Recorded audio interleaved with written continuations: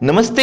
मेरा नाम आशीष है। आज हम पढ़ेंगे पाठ स्पीति में बारिश। स्पीति में बारिश पाठ कृष्ण नाथ द्वारा रचित है। कृष्ण नाथ द्वारा रचित इस पाठ में स्पीति के बारे में वर्णन किया गया है कि स्पीति एक ऐसा स्थान है जो पहाड़ों पर है, यानी एक हिल स्टेशन है जहां बहुत ज्यादा मात्रा में सर्दी पड़ती है।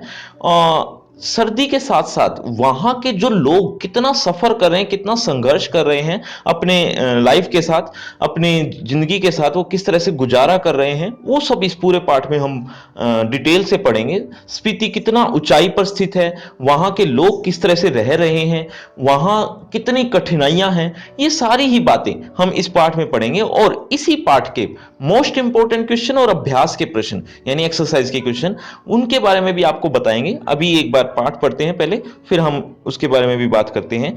फिलहाल हम पाठ की शुरुआत करते हैं। स्पीति हिमाचल प्रदेश के लाहौल स्पीति जिले की तहसील है। स्पीति एक स्थान का नाम है। ये स्पीति कहां स्थित है? हिमाचल प्रदेश, ये एक राज्य का नाम। इसके एक जिला है हिमाचल प्रदेश का, लाहौल स्पीति। लाहौल स्पीति अलग है, स्पीति अलग है।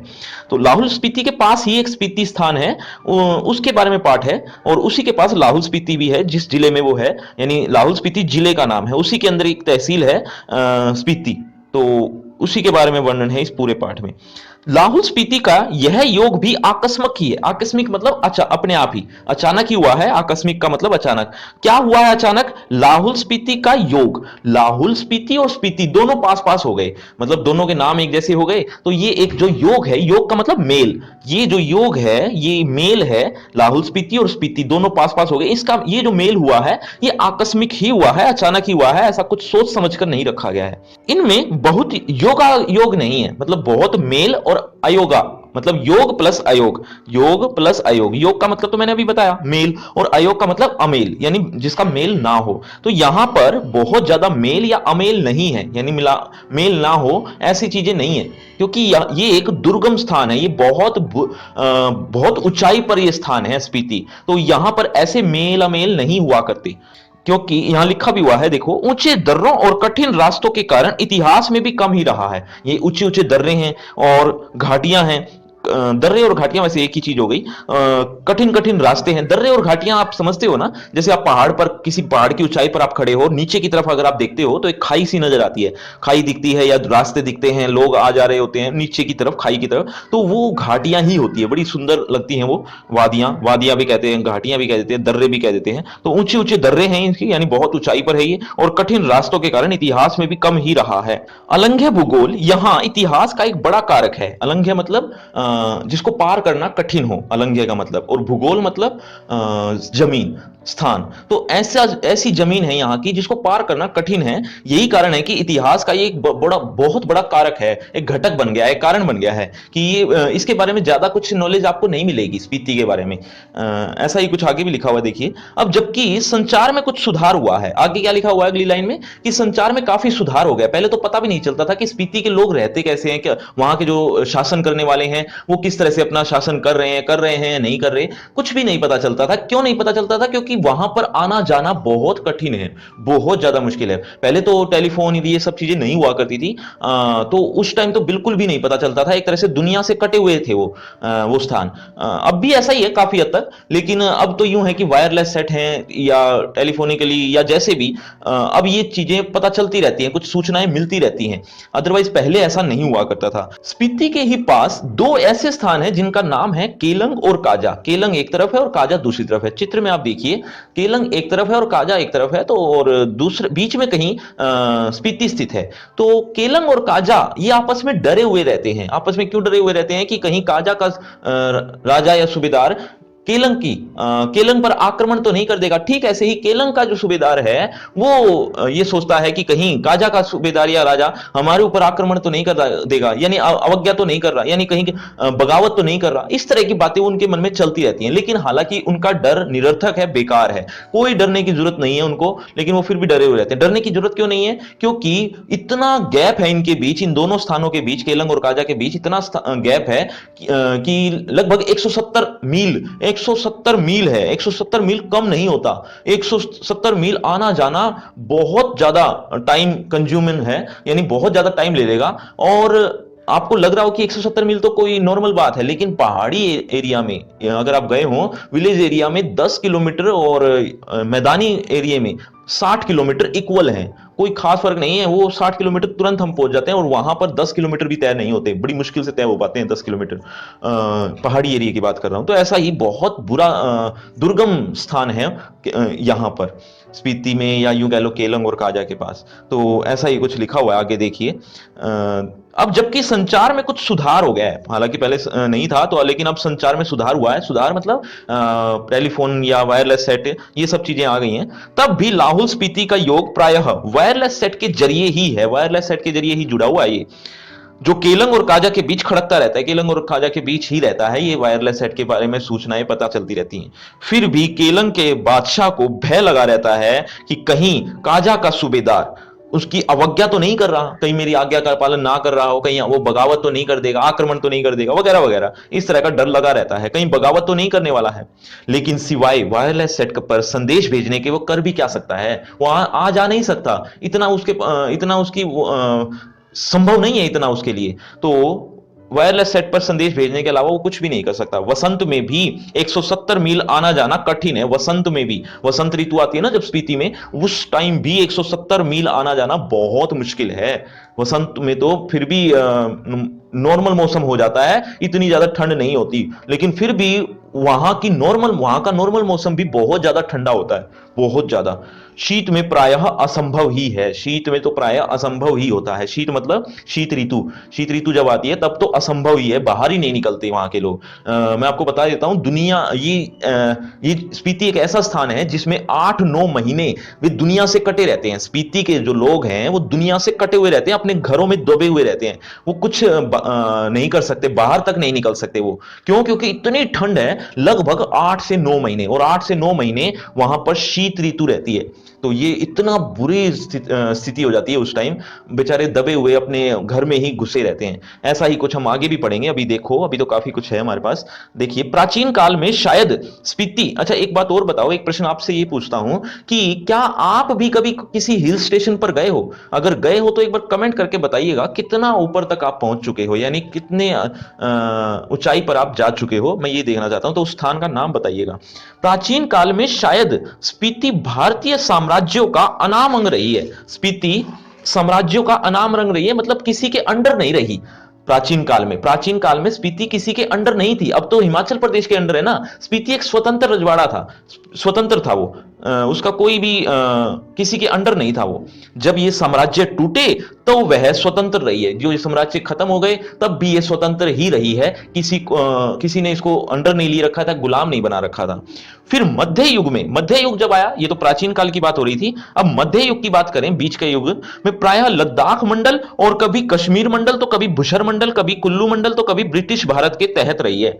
अब जब मध्य युग आ गया तब ये कभी तो लद्दाख मंडल में आ गई कि ये लद्दाख मंडल में, लद्दाख के एरिया में है, ठीक है। कभी ये कश्मीर मंडल में आ गई, मतलब जैसे जैसे इनके नाम बदल रहे थे, कि जैसे जैसे इनके टुकड़े हो रहे थे मंडलों के, उसी के अकॉर्डिंग वो स्पीति पहुंच रही थी। पहुंच तो क्या रही थी, वो तो अपनी जगह पर ही है स्पीति। लेकिन जैसे अभी पहले एक बड़ा सा झारखंड हुआ करता था, आपके टाइम की ही बात बता रहा हूं कि झारखंड हुआ करता था, लेकिन अब झारखंड में अब और भी एरिया काट छत्तीसगढ़ बना दिया है। जैसे छत्तीसगढ़ आपने सुना होगा, तो छत्तीसगढ़ झारखंड से ही निकला हुआ है। तो ऐसे ही अब छत्तीसगढ़ के अंदर जितने भी स्थान थे वो पहले झारखंड के एरिया में आया करते थे, ठीक है, समझ गए। तो अब झारखंड के एरिया तो खत्म हो गया है, खत्म तो क्या हो गया, उसका छत्तीसगढ़ एरिया बट गया है। तो अब वो स्थान छत्तीसगढ़ एरिया में आ गए। हालांकि स्थान तो वहीं पर ही है, लेकिन स्थानों के कट होने की वजह से, यानी बंटवारा होने की वजह से, या अलग होने की वजह से कह दो, वो अलग अलग स्थानों, वो स्थान किसी दूसरे राज्य में चले गए, अब छत्तीसगढ़ एरिया में आ गए, ठीक है। ठीक ऐसे ही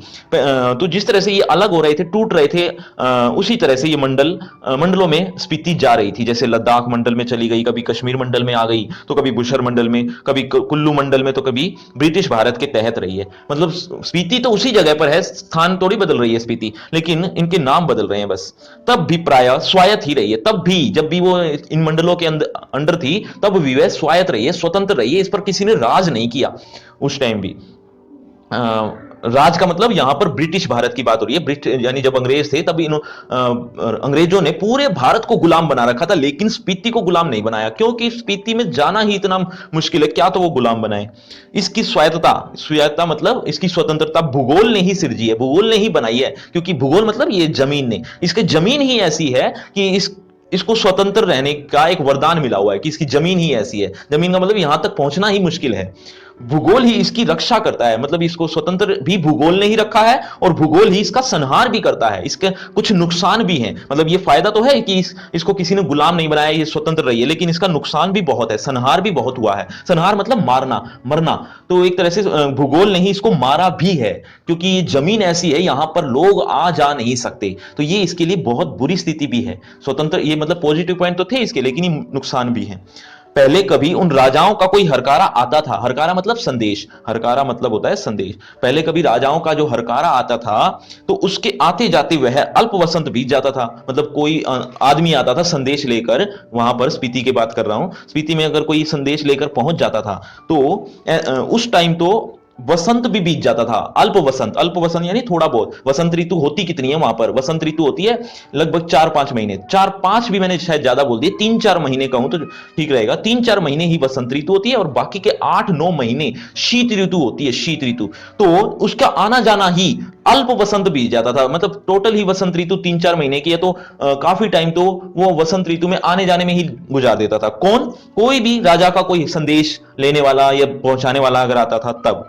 कभी कोई जोरावर सिंह जैसा आता, जोरावर सिंह वहां आते थे। जोरावर सिंह कौन है? ये डाकू है, लुटेरा है एक, तो वो लूटता था वहां के लोगों को, वहां के घूमने आने वालों को वो लूटता था। पहले की बात हो रही है, ये आज की बात नहीं है।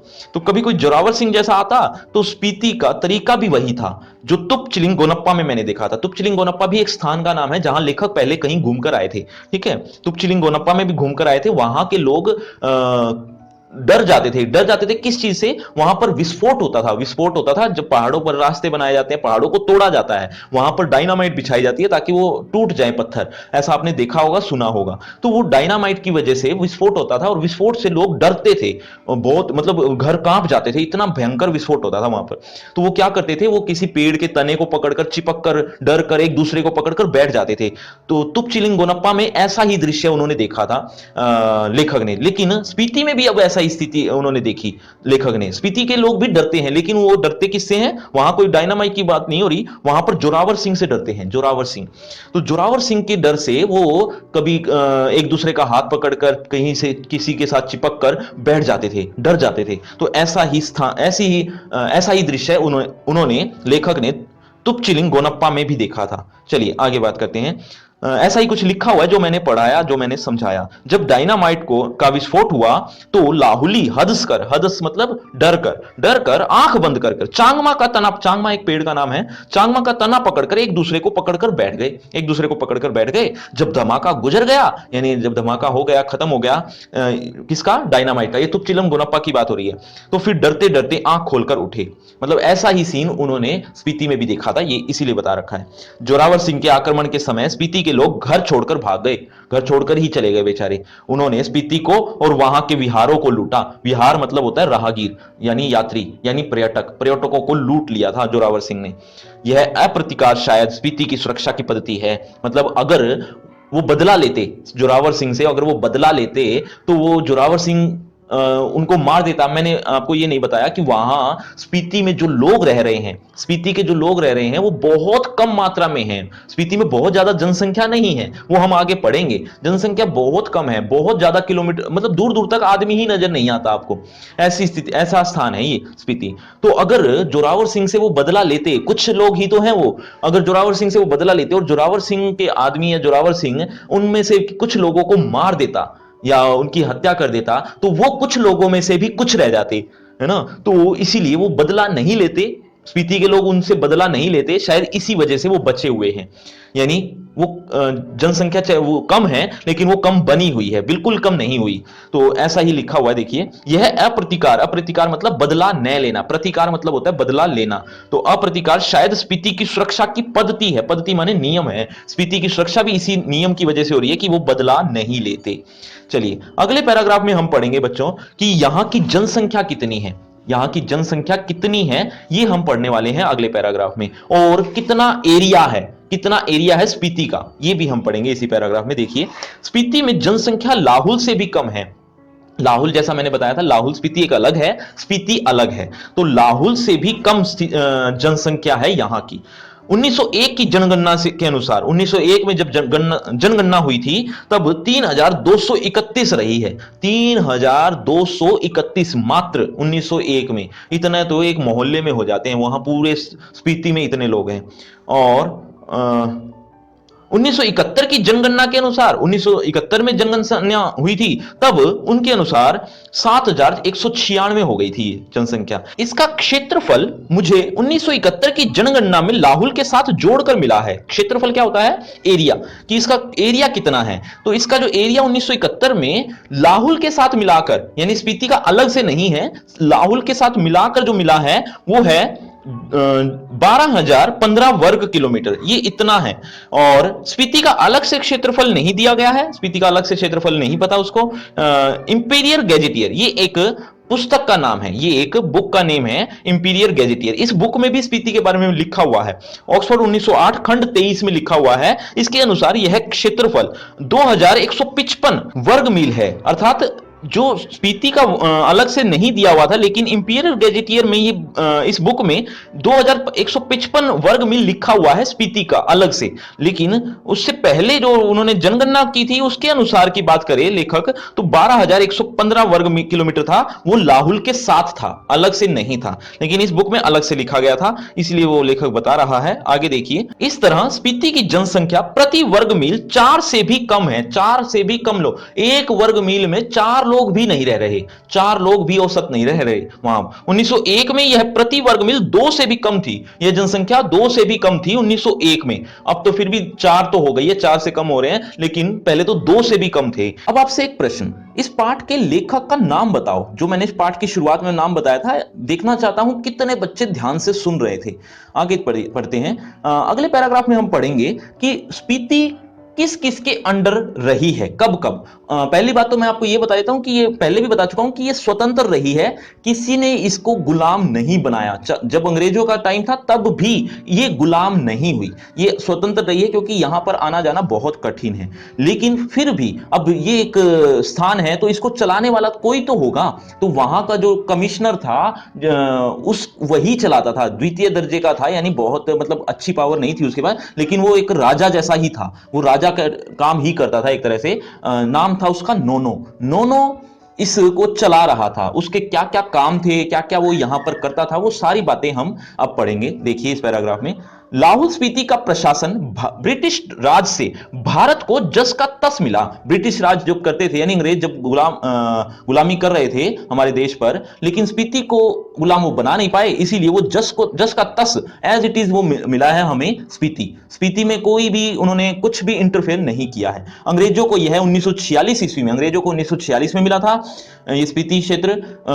किससे? कश्मीर के राजा गुलाब सिंह के जरिए मिला था। कश्मीर के राजा गुलाब सिंह थे, उनके जरिए मिला था, लेकिन इस पर ज्यादा कुछ वो कर नहीं पाए। उनका बस एक ही मकसद था कि इस रास्ते, स्पीति के रास्ते, वो तिब्बत जाना चाहते थे। और तिब्बत क्यों जाना चाहते थे? वो यही मकसद था उनको कि तिब्बत को भी उनको गुलाम बनाना था। तो अंग्रेज इनके जरिए पश्चिमी तिब्बत के ऊन वाले क्षेत्र में प्रवेश करना चाहते थे। तिब्बत में अंग्रेजी साम्राज्य के दूरगामी हित भी थे। दूरगामी मतलब लंबे टाइम के, यानी इन फ्यूचर कुछ भला चाहते थे वो अपना खुद का। और वो भला क्या चाहते थे वो आपको पता ही है। जो भी हो, 1946 में कुल्लू, लाहौल, स्पीति ब्रिटिश अधीनता में आए, ब्रिटिश अधीन में आ गए ये सब 1946 में, यानी वो उनको ले लिया गया अंग्रेजों ने। लेकिन स्पीति को गुलाम नहीं बना पाए वो, ये आगे लिखा हुआ मिलेगा आपको। पहले सुप्रीडेंट के अधीन थे, पहले वो सुप्रीडेंट के अधीन थे ये सब चीजें। फिर 1947 में वे कांगड़ा जिले के शरीक कर दिए गए, कांगड़ा एक जिला बना दिया गया, उसमें ये शरीक हो गए, ये तीनों, कुल्लू, लाहौल और स्पीति। ठीक है, शरीक कर दिए गए मतलब शामिल कर दिए गए। लद्दाख मंडल के दिनों में भी स्पीति का शासन एक नोनो द्वारा चलाया जाता था। मतलब लद्दाख मंडल जब बन गया था तब भी एक नोनो था जो इसको चलाता था, स्पीति का जो शासन करता था वो नोनो ही था। ब्रिटिश भारत में भी कुल्लू के असिस्टेंट कमिश्नर के समर्थन में यह नोनो कार्य करता था। मतलब कुल्लू के असिस्टेंट कमिश्नर जो थे, कुल्लू के जो असिस्टेंट कमिश्नर थे, उनके समर्थन में, मतलब वो जैसा कहते थे वैसे ही वो यह नोनो काम करता था। ये द्वितीय दर्जे का एक तरह का कमिश्नर था। द्वितीय दर्जे का मतलब ये होता है कि बहुत ज्यादा इसके पास पावर नहीं थी, लेकिन हाँ इतना जरूर था कि ये राजा से कम नहीं था। इसका जो अधिकार क्षेत्र था वो केवल द्वितीय दर्जे के मजिस्ट्रेट के बराबर था। मैं कमिश्नर कह रहा हूं, सॉरी, कमिश्नर नहीं, मजिस्ट्रेट। मजिस्ट्रेट मतलब होता है जज, ठीक है। तो एक तरह का वो जज, द्वितीय दर्जे का जज था, लेकिन उसके अंदर पावर कितनी थी वो आगे लिखा हुआ है। लेकिन स्पीति के लोग इसे अपना राजा ही मानते थे, मतलब ये स्पीति के लोगों के लिए राजा ही था। कौन? नोनो। नोनो की बात हो रही है। राजा नहीं है तो दमयंती को रानी मानते थे। राजा अगर मान लो नहीं है, यानी किसी काम से वो कहीं गया हुआ है, तो दमयंती इनकी पत्नी है तो वो उनको रानी मानते थे। अब इस पैराग्राफ में हम दो चीजें पढ़ेंगे, एक तो नोनो क्या क्या कार्य करता था, क्या क्या क्या इसके अधिकार थे, ये सारी चीजें हम पढ़ने वाले हैं इस पैराग्राफ में। और साथ ही साथ जब राज्य बने, कभी पंजाब बना तो कभी हिमाचल प्रदेश, जैसे जैसे राज्य बनते चले गए तो ये इसका जो क्षेत्र था यानी स्पीति, वो कभी कहां तो कभी कहां चला गया। यानी जैसे मैंने एक छत्तीसगढ़ वाला उदाहरण दिया था, ठीक ऐसे ही देखिए 1873 में स्पीति रेगुलेशन पास हुआ, जिसके तहत लाहौल और स्पीति को विशेष दर्जा दिया गया, विशेष अलग से दर्जा दे दिया गया स्पीति का रेगुलेशन पास होने पर। रेगुलेशन क्या होता है? एक तरह का नियम, कि जो हिंदुस्तान में नियम थे वो स्पीति पर लागू नहीं होते थे। पूरे हिंदुस्तान में जो नियम लागू थे वो स्पीति के लिए नहीं थे, वो क्योंकि स्पीति का जो रेगुलेशन था, स्पीति के जो नियम थे वो अलग ही थे। ठीक ऐसे ही जैसे अभी जम्मू कश्मीर के साथ भी हुआ था कि जम्मू कश्मीर के जो नियम थे वो अलग ही थे, पूरे हिंदुस्तान के जो नियम थे वो अलग थे, उसकी धारा अलग थी और जम्मू कश्मीर की अलग थी। लेकिन लेकिन कुछ टाइम पहले ही, कुछ समय पहले ही ये सब खत्म कर दिया गया। जम्मू कश्मीर में भी वही नियम लागू होते हैं जो पूरे हिंदुस्तान में लागू होते हैं। तो ऐसा ही कुछ स्पीति के साथ भी था। ठीक है, आगे देखिए, ब्रिटिश भारत के अन्य कानून यहां लागू नहीं होते थे। यहां कहां? स्पीति में। रेगुलेशन के अधीन प्रशासन के अधिकार, प्रशासन यानी जो शासन करने वाला के जो अधिकार थे वो किसको दिए गए? नोनो को दे दिए गए। जिसमें क्या क्या अधिकार थे उसके? मालगुजारी इकट्ठा करना। मालगुजारी मतलब एक स्थान से दूसरे स्थान पर, यानी उसी तरफ से, यानी स्पीति की तरफ से अगर कोई माल ले जा रहा है, सामान ले जा रहा है, प्रोडक्ट ले जा रहा है, तो उसके लिए उसको पैसा देना पड़ता था, एक तरह से टैक्स देना पड़ता था, या यूं कह लो टोल टैक्स कह लो उसको।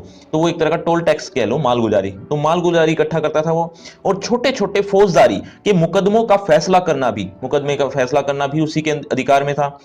लेकिन अगर इससे भी ऊपर के जो नियम आते थे, या नियम कह लो, या कोई लड़ाई झगड़ा या कोई बड़ी बातें हो जाती थी, तो उस टाइम उसके ऊपर के जो मामले हुआ करते थे वह कमिश्नर के पास भेज देता था। कौन? नोनो। नोनो अपने ऊपर कमिश्नर के पास भेज देता था। उन दिनों लाहौल स्पीति का जो वृतांत, वृतांत मतलब वो कहानी, वो स्थान कांगड़ा जिले के अंतर्गत कुल्लू तहसील में मिलता था। कुल्लू तहसील है एक, आपने सुना होगा, कुल्लू मनाली, कुल्लू मनाली सुना होगा, कुल्लू अलग है वैसे, मनाली अलग है। चलिए, स्वराज्य के बाद 1960 में, स्वराज्य मतलब 1947 में हमें अपना देश आजाद हो गया था हमारा, तो स्वराज्य जब मिला हमें, तो उसके बाद 1960 में लाहौल स्पीति पंजाब राज्य के अंतर्गत एक अलग से जिला बना दिया गया। लाहौल स्पीति को एक जिला बना दिया गया। और किसका जिला? पंजाब राज्य का, क्योंकि पंजाब अलग हो गया था 1960 में, पंजाब राज्य बन गया था उस टाइम, आपको पता ही होगा। जिसका केंद्र केलंग में है, इसका केंद्र केलंग में है। 1966 में, 1966 सन की बात करें तो वो हिमाचल प्रदेश राज्य बन गया था अलग से ही। तो हिमाचल प्रदेश का जब राज्य बना तो लाहौल स्पीति उसका उत्तरी छोर हो गया, यानी अब वो हिमाचल प्रदेश के अंतर्गत आने लग गया, उत्तरी छोर पर। ठीक है, उत्तरी छोर यानी उत्तरी किनारा, उत्तर दिशा की ओर। यह देश का सबसे अधिक दुर्गम क्षेत्र है। दुर्गम यानी बहुत मुश्किल। अब इस पैराग्राफ में हम पढ़ेंगे कि स्पीति है कहां, एक चीज, और दूसरी चीज कि स्पीति को चारों तरफ से जिसने घेर रखा है, मतलब बड़े बड़े पहाड़ हैं, तो उत्तर की दिशा की तरफ कौन से और दक्षिण दिशा की तरफ कौन से, और इसी तरह से चारों दिशाओं में कौन कौन से स्थान हैं, और ये कितनी ऊंचाई पर बसा हुआ है, ये सारी चीजें हम इस पैराग्राफ में पढ़ेंगे। और भी हैं बातें, देखिए, स्पीति 31.42 और 32.59 अक्षांश उत्तर, और 77.26 और 78.42 पूर्व देशांतर के बीच स्थित है। यह आपने देशांतर और अक्षांश के बाद अक्षांश रेखाओं के बारे में सुना होगा। अगर नहीं सुना तो इंग्लिश में मैं बता देता हूं।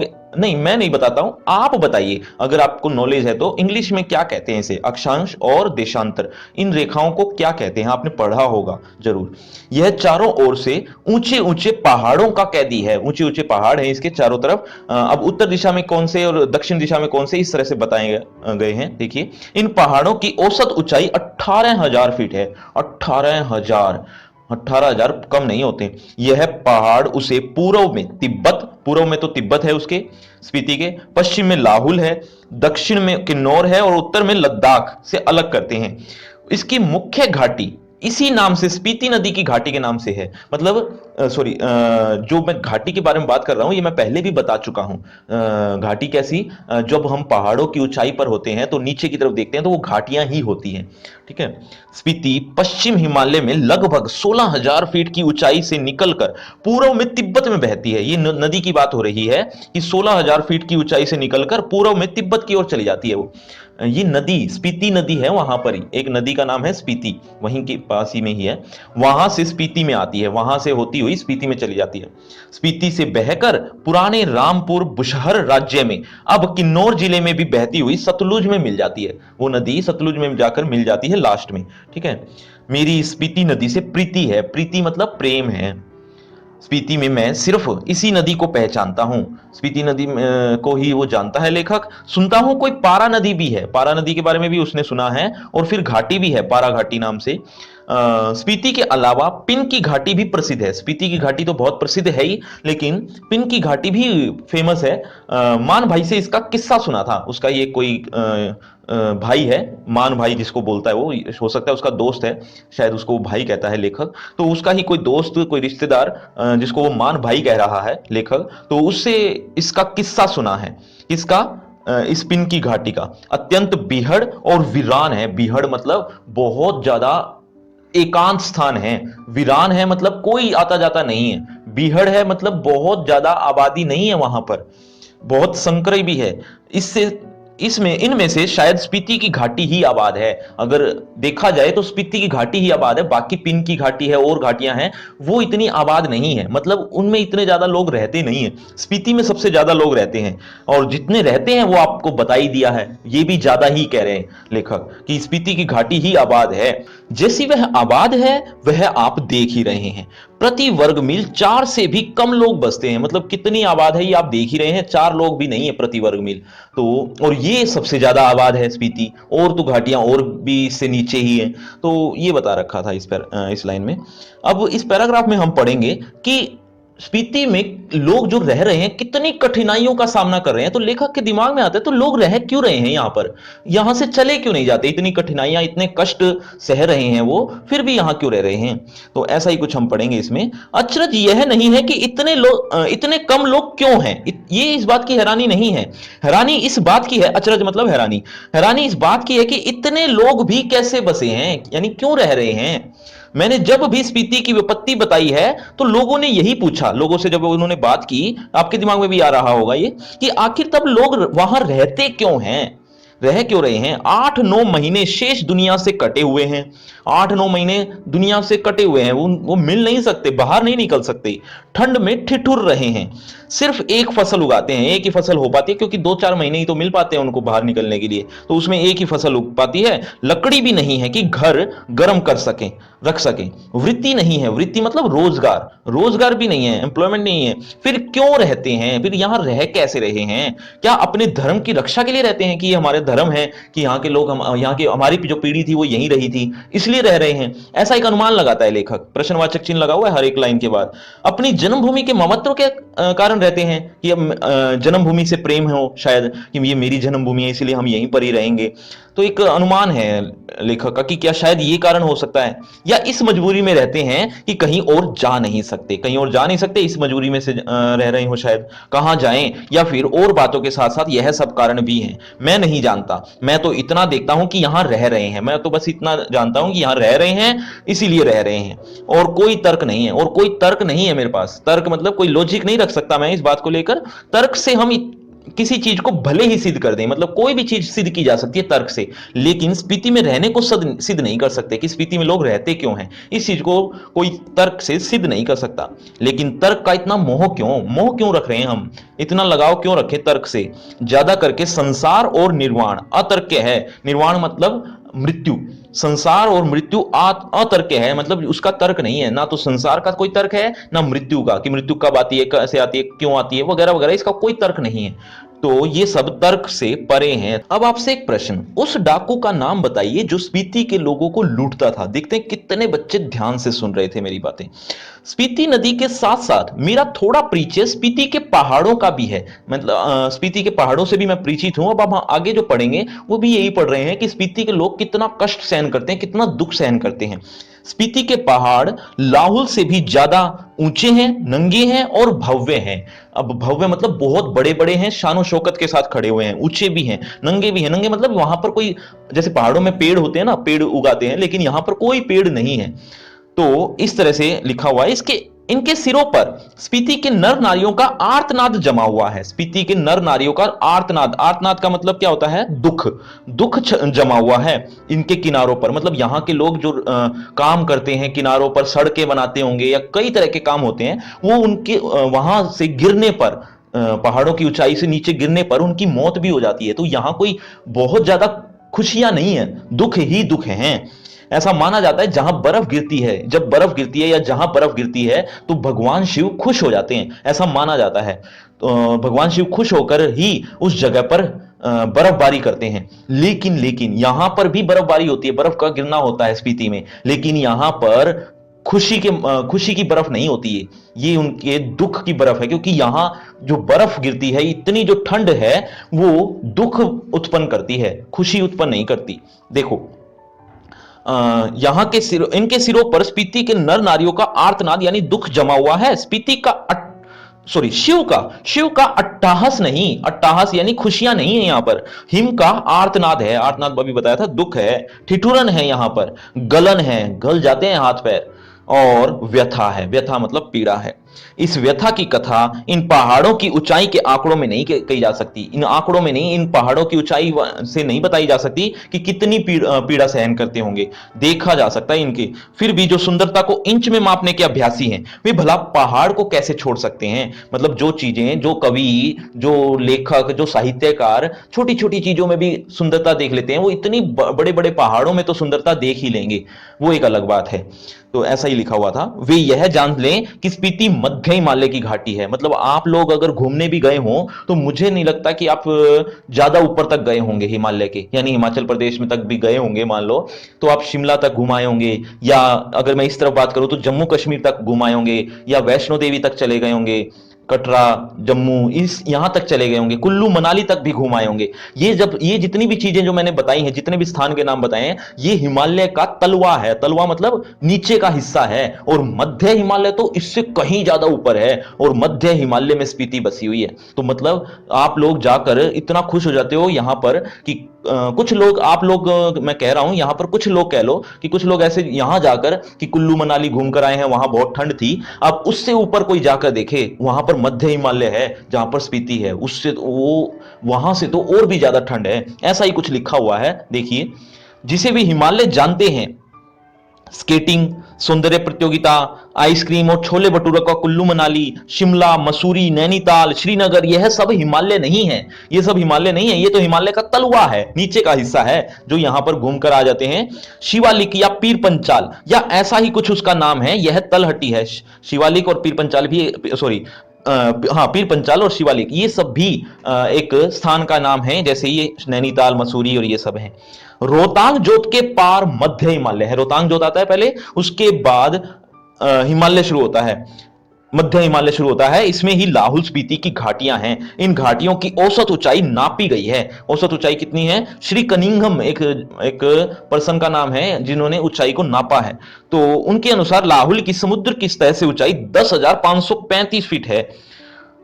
स्पीति की 12,986 फीट है, मतलब लाहुल से भी ऊंचाई पर है स्पीति, यानी लगभग 13,000 फीट तो औसत ऊंचाई है। औसत ऊंचाई का मतलब उससे बड़े भी मिलेंगे, उससे छोटे भी मिलेंगे आपको जगह। मध्य हिमालय की जो श्रेणियां, श्रेणियां आप समझते हो, पहाड़ों की जो श्रेणियां होती हैं, यानी चोटियां होती हैं, पहाड़ जो होते हैं वो श्रेणियां ही कहलाते हैं, वो स्पीति को घेरे हुए हैं। उनमें से जो उत्तर में है उसे बारालाचा श्रेणियों का विस्तार समझे, मतलब वो बारालाचा श्रेणियां कहलाती हैं जो उत्तर में है, स्पीति के उत्तर में है बारालाचा श्रेणियां। बारालाचा दर्रे की ऊंचाइयों का अनुमान 16,221 फीट से लगाकर 16,500 फीट तक का लगाया गया है, मतलब ये एक अनुमान है। इस पर्वत श्रेणी में दो चोटियों की ऊंचाई 21,000 फीट से अधिक है। दो चोटी तो ऐसी हैं जो 21,000 से भी ज्यादा हो गई। दक्षिण में जो श्रेणियां हैं, दक्षिण दिशा की बात हो रही है, दक्षिण दिशा में जो श्रेणियां हैं यह मान्य श्रेणियां कहलाती हैं। मान्य श्रेणियां कहलाती हैं। मान्य श्रेणियां का के बारे में ध्यान से सुन लो, इसके बारे में एक प्रश्न भी आएगा। मान्य श्रेणियां ये बौद्धों का एक मंत्र है, बीज मंत्र कह लो या मूल मंत्र कह लो, बौद्धों का, बौद्ध धर्म का एक मंत्र है, माने मंत्र। ओम मणि पद में हूं, यहां लिखा हुआ है, ये देखिए, ओम मणि पद में हूं, ये एक माने मंत्र है बौद्धों का।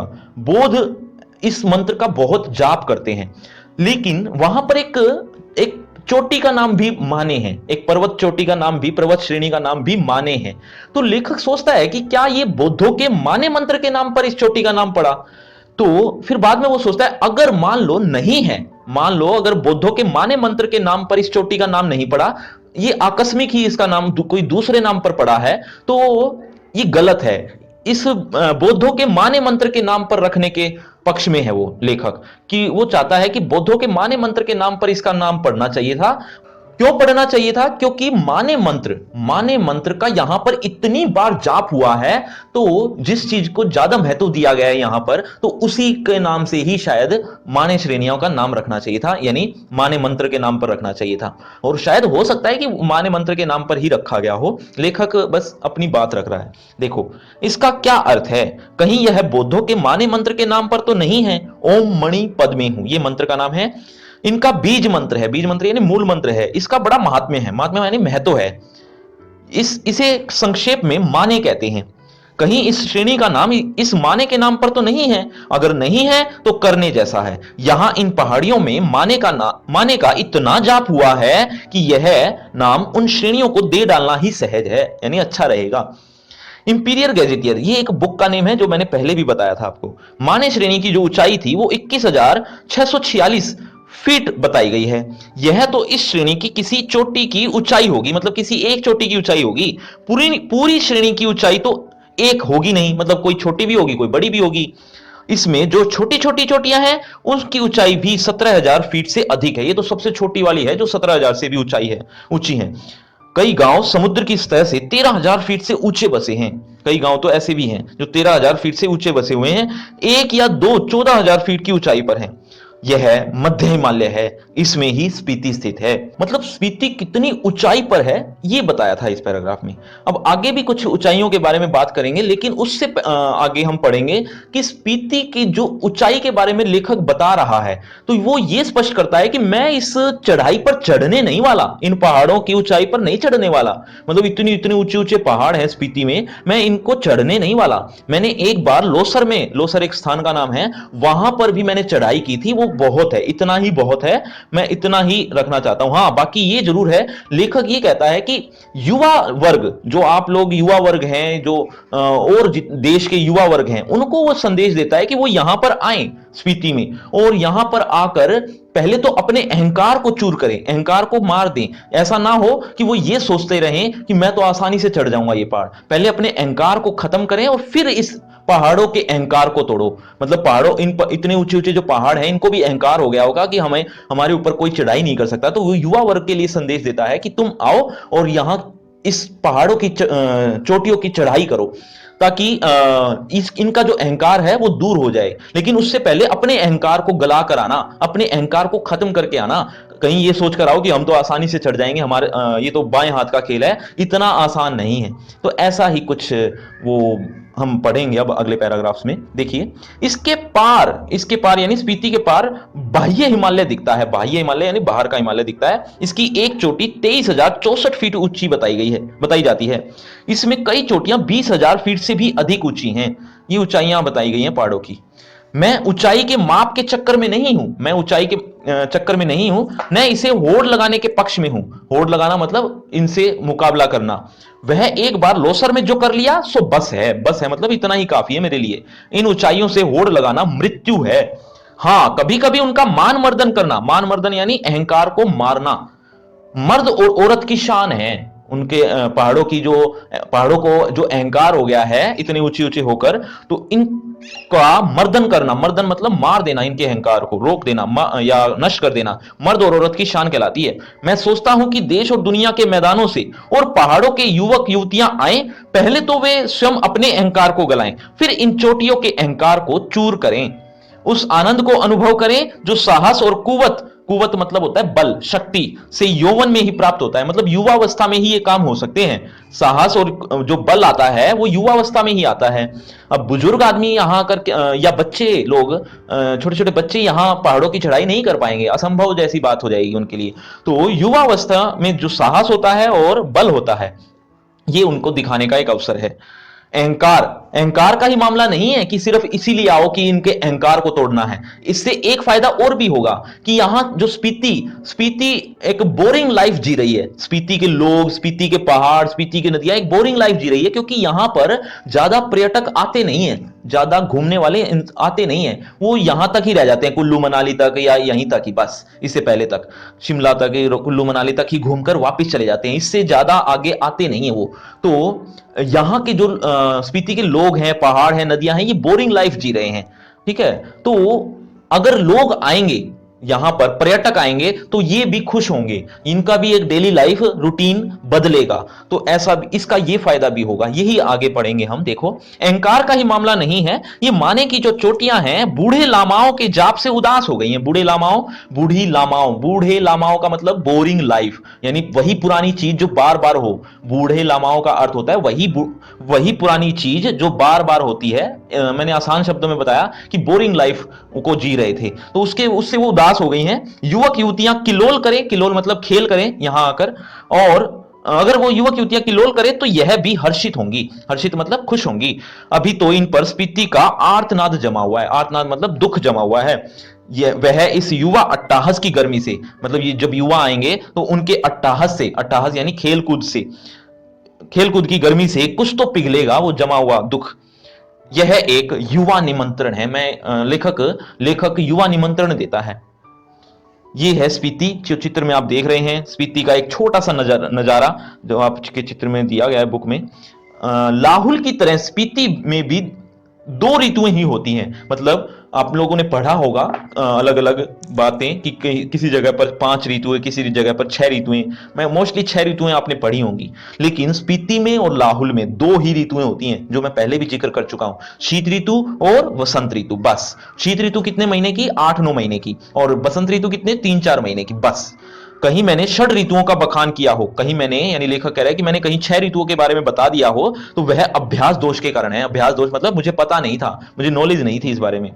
यहां जून से सितंबर तक की एक अल्पकालिक वसंत ऋतु है। अल्पकालिक की मतलब छोटे से समय के लिए, यानी बस 3-4-5 महीने के लिए अल्पकालिक वसंत ऋतु है। शेष वर्ष शीत ऋतु होती है। वसंत में, जुलाई में औसत तापमान 15 डिग्री, औसत बता रहा है ये, औसत तापमान है यानी एवरेज 15 डिग्री सेंटीग्रेड होता है। और शीत में, जनवरी में, अगर शीत में कहीं बात करें तो जनवरी की में औसत तापमान 8 डिग्री रिकॉर्ड किया गया है। अब 8 डिग्री, आप तो सोच रहे होंगे कि 8 डिग्री में तो कोई खास ज्यादा मौसम नहीं होता, लेकिन ये औसत तापमान है बच्चों। औसत तापमान का मतलब ये है कि रात का समय जब होता होगा तो यहां पर कितने माइनस सेंटीग्रेड हो जाता होगा, यानी तापमान कितने माइनस में चला जाता होगा सेंटीग्रेड। औसत तापमान से कोई अंदाजा नहीं लगाया जा सकता, ऐसा ही कुछ बता रखा है। औसत से कुछ अंदाज नहीं लगता। वसंत में दिन गर्म होता है, रात ठंडी होती है। शीत में क्या होता है इसकी कल्पना भी नहीं की जा सकती कि शीत ऋतु में क्या होता होगा, क्योंकि यहां पर रहकर ही देखा जा सकता है, हम अंदाजा भी नहीं लगा सकते, इतनी बुरी स्थिति होती है यहां पर। स्पीति में वसंत लाहुल से भी कम दिनों का होता है। जैसा कि मैं पहले ही बता चुका हूं, लाहुल अलग है, स्पीति अलग है, दोनों अलग अलग क्षेत्र हैं। लाहुल में तो फिर भी ज्यादा दिनों के लिए वसंत आता है, लेकिन स्पीति में और भी कम दिनों के लिए वसंत ऋतु आती है, क्योंकि वहां ज्यादा ठंड पड़ती है। तो और वसंत ऋतु से मतलब ये मत समझना कि जैसे हम आम देखते हैं कि वसंत ऋतु में बहुत खुशबू आने लग जाती है, यानी नए नए फूल आ जाते हैं, नए नए पत्ते उगाते हैं, हरियाली ही हरियाली छा जाती है, ऐसा होता है वसंत ऋतु। लेकिन यहाँ की वसंत ऋतु ऐसी नहीं है बिल्कुल भी। देखिए क्या क्या लिखा हुआ है वसंत ऋतु के बारे में। वसंत में भी यहाँ फूल नहीं खिलते, न हरियाली आती है, न वह गंध होती है, गंध मतलब खुशबू। दिसंबर से घाटी में फिर से बर्फ पड़ने लग जाती है, अप्रैल मई तक चलती ही रहती है। यहाँ ठंडक भी लाहुल से ज्यादा पड़ती है, नदी नाले सब जम जाते हैं, बर्फ हो जाते हैं, और हवाएं तेज चलती हैं। मुंह, हाथ और जो खुले अंग हैं, खुले हाथों पर मतलब जो वहां पर कपड़े नहीं होते, जैसे मुंह हो गया, हाथ हो गया, इन खुले अंगों पर जैसे शूल की तरह चुभती हैं, शूल की तरह हवाएं चुभती हैं। शूल मतलब कांटे, कांटों की तरह चुभती है। अब अगले पैराग्राफ में बता रखा है कि स्पीति में बारिश नहीं होती। नाम तो रखा हुआ है, पाठ का नाम कि स्पीति में बारिश, लेकिन यहां बारिश का नामो निशान नहीं होता। बहुत कम चांसेस होते हैं पूरे पूरे साल में, बहुत कम चांसेस होते हैं कि एक आध बार कभी बरसात देखने को मिल जाए यहां पर। क्यों? क्योंकि यहां पर पेड़ नहीं है और पेड़ों की सहायता से ही बरसात का आगमन होता है। लेकिन यहां पेड़ नहीं है, इसलिए बरसात का तो नामो निशान ही नहीं होता, बहुत कम चांसेस होते हैं। तो एक कालिदास, आपने नाम सुना होगा कालिदास। तो कालिदास ने एक रचना लिखी थी, नाम था ऋतु संहार। ऋतु संहार के बारे में, ऋतुओं के बारे में वर्णन था, अलग अलग ऋतुओं के बारे में, जिसमें वर्षा ऋतु के बारे में बहुत अच्छा वर्णन लिखा है। अगर कालिदास को यहां आकर रहना पड़ता और उस टाइम अगर इनको ऋतु संहार लिखना पड़ता, तो वर्षा ऋतु का तो खत्म ही करना पड़ता, क्योंकि वर्षा ऋतु तो होती नहीं यहां पर, बल्कि ऋतु तो कहीं भी नहीं होती यहां पर, लेकिन वर्षा ऋतु तो नया ही मतलब उनको छोड़ना ही पड़ता बिल्कुल ही, क्योंकि वर्षा यहां आती नहीं, तो वर्षा ऋतु के बारे में लिखते कैसे और क्या लिखते। तो ऐसा ही कुछ हम पढ़ेंगे इस पैराग्राफ में। लेकिन उसको पढ़ने से पहले ये बताइए कि प्रति वर्ग मील स्पीति में कितने लोग रह रहे हैं। प्रति वर्ग मील देखते हैं कौन बच्चे ध्यान से सुन रहे थे। स्पीति में लाहुल से भी कम वर्षा होती है। अब बात आती है कि पाठ का नाम क्यों रखा फिर स्पीति में बारिश, जबकि बारिश तो होती नहीं स्पीति में, तो स्पीति में बारिश पाठ का नाम क्यों रखा, उसको भी मैं अब बताने वाला हूं थोड़ी देर में। एक बार आगे पढ़ते हैं। मध्य हिमालय मानसून की पहुंच से परे है। मध्य हिमालय जो है जहां पर स्पीति स्थित है, वो वहां मानसून नहीं आता। यहां बरखा बहार नहीं है, बरखा नहीं होती, बहार नहीं आती। बरखा मतलब बारिश और बहार तो आप जानते ही हैं, हरियाली। कालिदास को अपने ऋतु संहार में यहां वर्षा का तो संहार ही करना पड़ेगा। संहार मतलब मारना ही पड़ेगा। कालिदास में वर्षा के क्या ठाठ हैं, कालिदास में मतलब कालिदास ने जो लिखा है उसमें वर्षा के क्या ठाठ हैं, मतलब कितने मजे हैं। यहां यह वर्षा वर्णन इस प्रकार शुरू होता है। वर्षा वर्णन लिखा हुआ है आगे, ये जो तीन पंक्तियां देख रहे हो ना आप ऊपर ऊपर, ये तीन पंक्तियां में लिखा हुआ है कि कालिदास ने वर्षा ऋतु के बारे में क्या क्या लिखा है ऋतु संहार में। थोड़ा ध्यान से सुनना, क्योंकि इसमें जो बता रखा है वो यही है कि वर्षा ऋतु के बारे में, कि वर्षा ऋतु किस तरह से आती है और कितनी विशेषताएं हैं वर्षा ऋतु की, वो हम इस पैराग्राफ में पढ़ेंगे। देखो लिखा है कालिदास ने, क्या कहते हैं। प्रिय, यहां वर्षा ऋतु की बात हो रही है, मैं बार बार बोल रहा हूं। जल की फुहारों से भरे बादलों के मत वाली हाथे पर चढ़ा हुआ, ये वर्षा ऋतु की बात हो रही है, पावस ऋतु की बात हो रही है। पावस को वर्षा कहते हैं। पावस ऋतु जब आती है, तो पावस जब आता है तो वो मतवाले हाथी पर चढ़ा हुआ आता है। मतवाला मतलब मस्ती वाला, मस्ती भरे हाथी पर चढ़े हुए। चमकती हुई बिजलियों की झंडियों को फहराता हुआ, मतलब जब झंडियां फहराती हैं, कौन सी झंडियां, बिजलियों की, यानी बिजली कड़कड़ाने लग जाती हैं जब पावस आता है तो, यानी वर्षा ऋतु जब आती है तो। और बादलों की गरज के नगाड़े बजते हैं, कि नगाड़े बजाता हुआ यह कामी जनों यानी काम करने वालों का प्रिय प्रिय वर्षा ऋतु राजाओं का सा ठाठ बाट बनाकर ये पावस आ पहुंचा यानी वर्षा ऋतु आ गई है। ऐसा कुछ लिखा हुआ है कालिदास ने ऋतु संहार में। यह पावस यहां नहीं पहुंचता है, यहां कहां, स्पीति में। कालिदास की वर्षा की जो शोभा है वो विंध्याचल में है। अब विंध्याचल में है मतलब विंध्याचल में बहुत ज्यादा बरसात होती है, वहां पर ये खूबसूरत बड़ा नजारा होता है। हिमाचल की इन मध्य घाटियों में नहीं होता ये नजारा। मैं नहीं जानता कि इसका लालित्य लाहौल स्पीति के नर नारी समझ भी पाएंगे या नहीं। लालित्य मतलब सुंदरता, किसकी सुंदरता, वर्षा ऋतु की सुंदरता। वर्षा ऋतु की जो सुंदरता है लाहौल स्पीति के नर नारी समझ भी पाएंगे या नहीं, मतलब उनको पता भी है या नहीं कि वर्षा ऋतु भी कोई चीज है, क्योंकि वहां पर वर्षों से वर्षा ऋतु नहीं है, तो वहां के लोगों को भी नहीं पता वर्षा ऋतु भी कोई चीज होती होगी।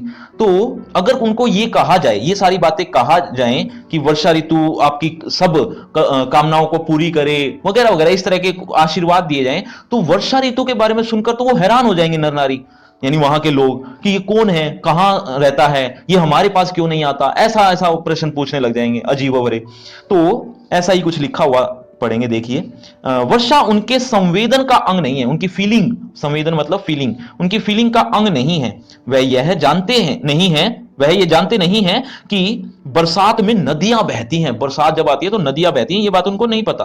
बादल बरसते हैं, मस्त हाथी चिंघाड़ते हैं, जंगल हरे भरे हो जाते हैं, अपने प्यारों से बिछड़ी हुई स्त्रियां रोती हैं, कलपती हैं, मतलब वो याद करती हैं अपने प्यारों से, मिलने के लिए जब वर्षा ऋतु आती है तो मोर नाचने लगते हैं और बंदर चुप मारकर यानी चुपचाप अपनी गुफाओं में जा छिपते हैं।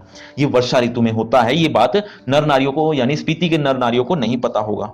अगर कालिदास यहां आकर ये बात कह दें कि अपने बहुत से सुंदर गुणों से सुहावनी लगने वाली, स्त्रियों का जी खिलाने वाली, पेड़ों की टहनियों और बेलों की सच्ची सखी तथा सभी जीवों का प्राण बनी हुई वर्षा ऋतु, मतलब ये वर्षा ऋतु के विशेषण थे सब कि स्त्रियों का जी खिलाती है वर्षा ऋतु, पेड़ों की टहनियों और बेलों की सच्ची सखी है वर्षा ऋतु तथा सभी जीवों का प्राण बनी हुई वर्षा ऋतु आपके मन की सभी साधें पूरी करे। साध मतलब इच्छाएं, आपके मन की सभी इच्छाएं पूरी करें। अगर ये स्पीति के लोगों को कहा जाए या कालिदास अगर कहें तो शायद स्पीति के नर नारी यही पूछेंगे कि यह देवता कौन है, कहां रहता है, यहां क्यों नहीं आता। इस तरह के प्रश्न पूछते रहेंगे वो। स्पीति में कभी कभी बारिश होती है, मतलब बहुत कम, न के बराबर। वर्षा ऋतु यहां मन की साध पूरी नहीं करती, मन की इच्छाएं पूरी नहीं करती। धरती सूखी रहती है, ठंडी रहती है और वंध्या रहती है। वंध्या मतलब बंजर, बंजर रहती है। लेकिन कुछ जमीन ऐसी है जहां पर फसलें उगाई जाती हैं और ऐसी बहुत सी जमीन है यहां पर जहां पर फसलें उगाई जा सकती हैं, लेकिन शर्त यह है कि यहां पर पानी चाहिए उस जमीन को, नहीं तो फसल तो बहुत अच्छी हो जाए। और रही बात स्पीति नदी की, स्पीति नदी जरूर है वहां पर जहां पर पानी जरूर बहता है, लेकिन वो स्पीति नदी इतनी चौड़ाई में है कि पानी नीचे ही रह जाता है, उस मतलब ऊंचाई पर नहीं पहुंच पाता है। तो वो बिल्कुल तली में लगा हुआ है, बिल्कुल तल यानी सतह पर। तो इस वजह से वहां पर पानी की कमी होने की वजह से बहुत सी जमीन ऐसी है जहां पर फसलें नहीं उगाई जा सकती, लेकिन कुछ जगहों पर उगाई जा सकती हैं। उसी के बारे में हम इस पैराग्राफ में पढ़ेंगे जो हम पढ़ने वाले हैं। अब देखो, स्पीति में साल में एक ही फसल होती है। मुख्य फसलें हैं दो किस्म का जौ, गेहूं, मटर और सरसों। दो किस्म का जौ उगाया जाता है, या फिर गेहूं उगा ली जाती है, या फिर मटर उगा ली जाती है, या फिर सरसों, लेकिन फसल एक ही उगाई जा सकती है। इसमें भी जो मुख्य है, जो मुख्य रूप से उगाई जाती है बस। ज्यादातर सिंचाई का साधन पहाड़ों से आ रहे नाले हैं या उन पर बनाए कूल हैं। कूल मतलब उनको इकट्ठा कर लिया जाता है, जो नाले बह रहे हैं पहाड़ों से, वो एक तरह के झरने कह सकते हो इसको। ये नालियां पहाड़ों के किनारे किनारे बहुत दूर तक जाती हैं, बहुत दूर तक बहते हैं वो झरने या नालियां कह लो उसको। स्पीति नदी का तट इतना चौड़ा है कि इसका पानी किसी काम में नहीं आ पाता। स्पीति में ऐसी भूमि बहुत है जो खेती के लायक बनाई जा सकती है, जैसे जो मैं आपको बता चुका हूं। शर्त इतनी है कि इसके लिए स्पीति में जल उलीचा जाए, उलीचा मतलब डाला जाए, फिर पानी का कोई और स्रोत पहुंचाया जाए। स्पीति में कोई फल नहीं होता, स्पीति में कोई फल नहीं होता। मटर और सरसों को छोड़कर कोई सब्जी भी नहीं होती। शायद ऊंचाई, वायुमंडल के दबाव में कमी, ठंड की अधिकता, वर्षा की कमी वगैरह के कारण, मतलब इतनी सारी चीजों के कारण यहां पेड़ भी नहीं होते। इसलिए स्पीति विशेषकर नंगी और वीरान है। वीरान मतलब एकांत है, यहां कोई ज्यादा मात्रा में लोग आते जाते नहीं है। अब आखिरी पैराग्राफ को ध्यान से सुन लो कि स्पीति में बारिश, इस पाठ का नाम क्यों रखा वो इस पैराग्राफ में आया हुआ है। स्पीति में बारिश होती नहीं है, न के बराबर होती है, लेकिन लेखक जब वहां गया और रात को सो रहा था तो उसको आवाज आने लगी और जैसे ही उसने अपनी खिड़की खोली तो इतनी तेज हवा आई कि उसने तुरंत पल्ला बंद कर दिया। खिड़की का जो पल्ला था, खिड़की का जो दरवाजा था, वो बंद कर लिया। तो उसको सुनाई जरूर दे रहा था, जैसे वो छप्पर होता है ना, छप्पर जिसको दुंग छेन भी कहते हैं, दुंग छेन कह लो, छप्पर पर जब बूंदें टपकती हैं तो आवाज करती हैं, तो उसको सुनाई जरूर दे रहा था, लग रहा था कि बारिश हो रही है। अगले दिन जब वो सुबह चाय पी रहा था तो वहां के जो निवासी थे स्पीति के, तो वो आपस में बातें कर रहे थे कि जो इस बार यहां पर पर्यटक आए हैं, घूमने लोग आए हैं, उनकी यात्रा सुखद है। सुखद क्यों है? क्योंकि उन्होंने यहां पर आकर बारिश देख ली, नहीं तो बारिश होती नहीं है। तो इसीलिए इस पाठ का नाम बारिश रखा, क्योंकि इस लेखक जब वहां गया तो बारिश हुई थी। तो अब वही हम इस पैराग्राफ में पढ़ेंगे। देखिए, वर्षा यहां एक घटना है, एक सुखद संयोग है। हम काजा के डाक बंगले में सो रहे थे तो लगा कि कोई खिड़की खड़का रहा है। आधी रात का भी पिछला पहर है, यानी आधी रात से भी ज्यादा का समय हो गया है। इस समय कौन है, ऐसा वो सोच रहा था। लैंप की लो तेज की, खिड़की का एक पल्ला खोला। लैंप की लो को यानी उसको आग को तेज कर दिया और खिड़की का जब एक पल्ला खोला यानी दरवाजा खोला तो तेज हवा का झोंका मुंह और हाथ को जैसे छीलने लगा। इतनी ठंड थी। मैंने पल्ला भिड़ा दिया, बंद कर दिया। उसकी आड़ से देखने लगा, देखा कि बारिश हो रही थी। मैं उसे देख नहीं रहा था, सुन रहा था वो बारिश की आवाज। अंधेरा था, ठंड थी और हवा का झोंका आ रहा था। जैसे बर्फ का अंश लिए तुषार जैसी बूंदें पड़ रही हो, तुषार मतलब बर्फ, बर्फ जैसी बूंदें नीचे पड़ रही हो, ऐसी लग रहा था।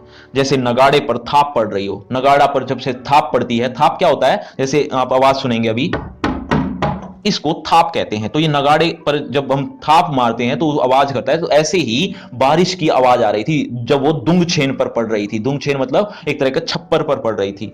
तो ऐसा ही कुछ लिखा हुआ है, देखो, दुंग छेन को हवा बजा रही थी, महाशंख की ध्वनि घाटी में तैर रही थी। महाशंख की जो ध्वनि थी वो घाटियों में तैर रही थी। स्पीति की घाटी में वर्षा हो रही थी, वर्षा हो रही थी। कमरे में ठंड बढ़ गई थी। बिस्तर में पड़ा पड़ा मालूम नहीं मैं कब सो गया। सुबह उठा, चाय पीते पीते सुना कि स्पीति के लोग कह रहे हैं कि हमारी यात्रा शुभ है। हमारी किसकी? जो यहां पर पर्यटक आए हैं, जैसे लेखक। स्पीति में बहुत दिनों बाद बारिश हुई है, बहुत टाइम के बाद बारिश हुई थी, तो इसीलिए उसको सुखद कहा है उन्होंने। बच्चों, कालिदास ने जो रचना की थी उसका नाम क्या है? उस रचना का नाम बताइए। अभी मैंने थोड़ी देर पहले ही बताया था, देखते हैं कितनों को याद है। और बच्चों, इसी पार्ट के आपको एक्सरसाइज के क्वेश्चन और इंपॉर्टेंट क्वेश्चन भी चाहिए तो आपको डिस्क्रिप्शन बॉक्स में ऊपर ही ऊपर लिंक मिल जाएगा, और अगर आपको और पार्ट पढ़ने हैं उनका लिंक भी आपको डिस्क्रिप्शन बॉक्स में मिल जाएगा। और जो वीडियो आपको नहीं मिल रही इस चैनल पर, उसके लिए एक बार कमेंट कीजिए ताकि मैं उस पर वीडियो बना सकूं और आपको मिल सके। और अगर आपको मुझसे बातचीत करनी है तो सोशल मीडिया के लिंक आपको डिस्क्रिप्शन बॉक्स में मिल जाएंगे। आइए बातचीत करते हैं।